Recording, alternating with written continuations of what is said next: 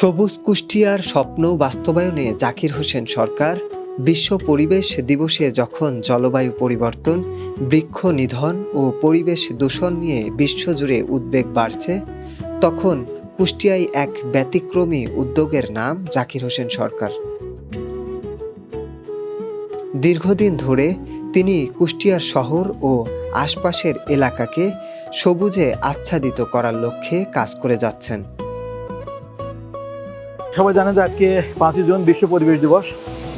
এই পরিবেশ দিবস উপলক্ষে আজকে সকাল থেকে কুষ্টিয়া স্বেচ্ছাসেবীরা আজকে আমরা এই আইল্যান্ডে কাজ করছি। আমরা প্রতিনিয়তই আমরা পরিষ্কার পরিচ্ছন্নতার কাজ করি এবং আমাদের এই কুষ্টিয়াকে একটি পরিষ্কার পরিচ্ছন্ন সবুজ সুন্দর নগরী হিসেবে গড়ে তোলার জন্য আমরা কাজ করে থাকি। তবে বিশেষত আজকে পরিবেশ দিবস উপলক্ষে সবার প্রতি আমাদের আহ্বান যে আপনারা যার যার নিজ নিজ এলাকা নিজ নিজ ঘরবাড়ি আপনারা পরিষ্কার পরিচ্ছন্ন রাখুন এবং প্রত্যেকেই যদি আমাদের নিজ নিজ বাড়ির আঙিনাতে আমরা গাছপালা লাগাই, যদি আমরা আমাদের আঙিনাকে আমরা সবুজ রাখি, পরিষ্কার পরিচ্ছন্ন রাখি, তাহলে সামগ্রিকভাবে আমাদের দেশটা সবুজ হবে, সুন্দর হবে, পরিষ্কার পরিচ্ছন্ন হবে এবং সব মিলিয়ে আমরা পরিবেশটা ঠিক রাখতে পারবো।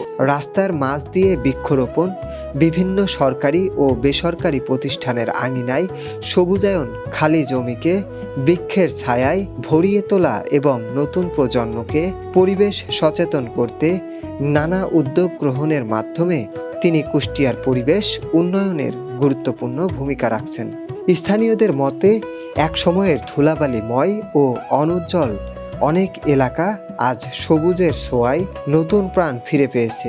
শুধু সৌন্দর্য বৃদ্ধি নয়, গাছপালা শহরের তাপমাত্রা নিয়ন্ত্রণ, বায়ু দূষণ কমানো এবং জীববৈচিত্র্য সংরক্ষণে ইতিবাচক প্রভাব ফেলেছে। আপনারা জানেন যে পরিবেশে গাছপালা কমে যাওয়ার জন্য, সবুজ গাছপালা না থাকার জন্য আস্তে আস্তে উষ্ণ হয়ে যাচ্ছে, গরম হয়ে যাচ্ছে। এর কারণে তাপমাত্রা বেড়ে যাচ্ছে এবং বেশ কিছু এলাকায় আমাদের বিশেষ করে এই কুষ্টিয়া এলাকার আশেপাশে যেমন ঈশ্বরদী আছে, রাজশাহী আছে, চুয়াডাঙ্গা আছে, এই সমস্ত এলাকার তাপমাত্রা গ্রীষ্মকালে অনেক বেড়ে যায়, আবার শীতকালে তাপমাত্রা অনেক কমে যায়। পরিবেশ থেকে আপনার গাছপালা নিধন করার কারণে, কমে যাওয়ার কারণে এটা হচ্ছে। তো আমরা মনে করি আমাদের এই গাছগুলো বিভিন্ন সাইজের এবং এখানে সৌন্দর্য বর্ধনকারী গাছ, ফুলের গাছ, ফলের গাছ বিভিন্ন আছে।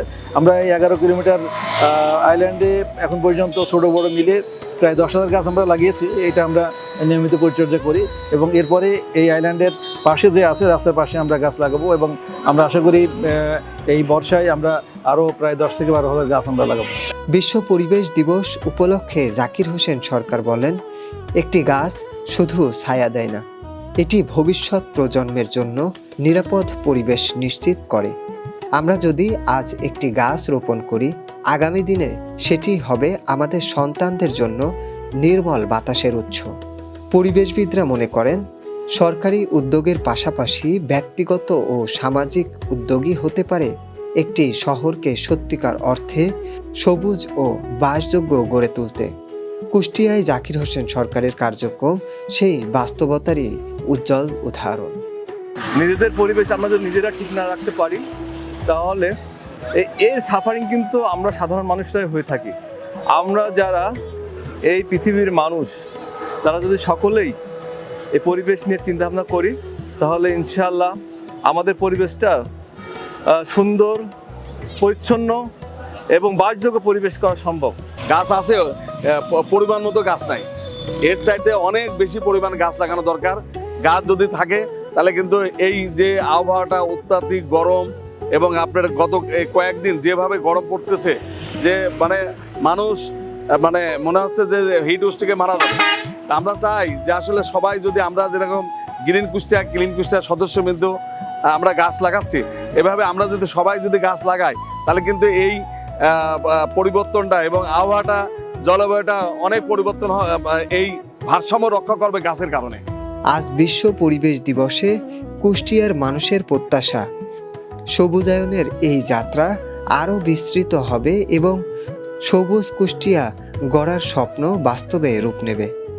একটি গাছ, একটি প্রাণ, কুষ্টিয়াকে সবুজ নগরীতে রূপান্তরের নিরলস প্রচেষ্টা চালিয়ে যাচ্ছেন জাকির হোসেন সরকার।